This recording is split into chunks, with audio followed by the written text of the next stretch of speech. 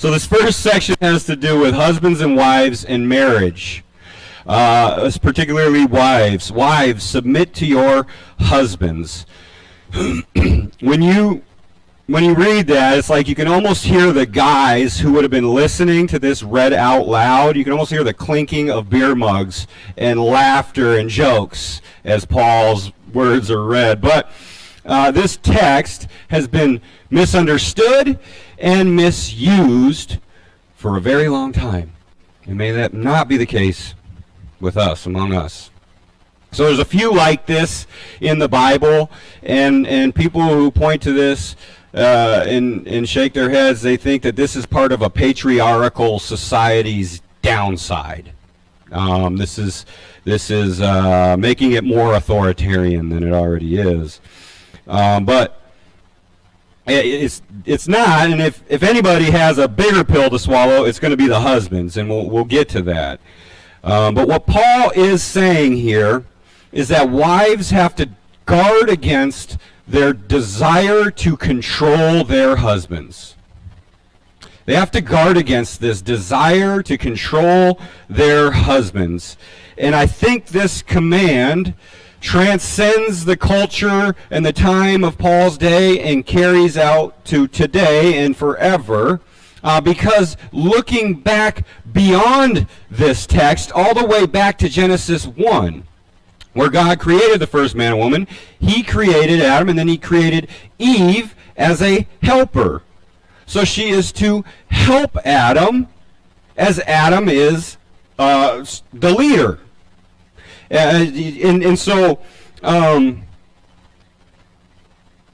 some would say that this is cultural, that because it was a patriarchal society that women had to submit, because really in the Greco-Roman world it was like women were second-class citizens along with children, and when a woman got married, she totally lost her name and her identity, and she was now pretty much the possession of the husband, and her value was in being able to bear children. That was a big one. Women then were uneducated, for the most part. It's different today. Women are CEOs, governors. We got a woman for the vice president. Colleges there's far more women in college than men. We're losing boys to video games, honestly. True story. But it's still relevant. God has ordained men and women. We are created equal, and we are both made in the image of God, but we're distinct in our roles and our functions. And so in the Christian household, wives are to take on this spirit of submissiveness, the spirit of, I'm going to help my husband be the leader he was meant to be. So Paul's saying, don't try to control your husband, try to help your husband. And I want to explain submissive a little bit more, what it is and what it isn't, because it can get warped in our mind. One pastor recalls how many times he's been told by women who are, he's about to do a marriage ceremony for, I don't want nothing in this ceremony about wives obey your husbands, right? And it does not say obey. Submissiveness is not obedience. It is not blindly following your husband into oblivion. It is not doing anything that the Lord would frown upon. So what does submission look like? Here's some examples of being submissive in general according to Professor David Garland of Baylor University. Committing one's life and all its possibilities to another. Wanting the other person's good, not just wanting the other person to meet my needs. Being concerned for the ultimate well-being of another without trying to control that person or win praise for such sacrifice. Accepting the demands of the relationship without bitterness and not tallying the labors and sacrifices to see when I have done enough. Accepting responsibility for another. Accepting his or her problems as our problems. listening to the other. The opposite is a lack of consideration for the other, indifference to the other's needs, haughtiness, self-aggrandizement, using the other to get your own way, living only in the present and promising no future commitment. I had to really think about that last one. Because as Christians, we're all to submit to one another. So there's a submission that the husband and as a Christian in general needs to take on as well. So living only in the present and promising no future. One last side note before we move on to husbands. Submit yourself does not mean subject yourself to abuse of any kind, physical, mental, spiritual. God, Jesus wouldn't want that for you, and you shouldn't want that for you. On to the husbands. Husbands, love your wives. It does not say husbands, love your wives when they're being submissive, or if they're being submissive. It says husband, love your wives.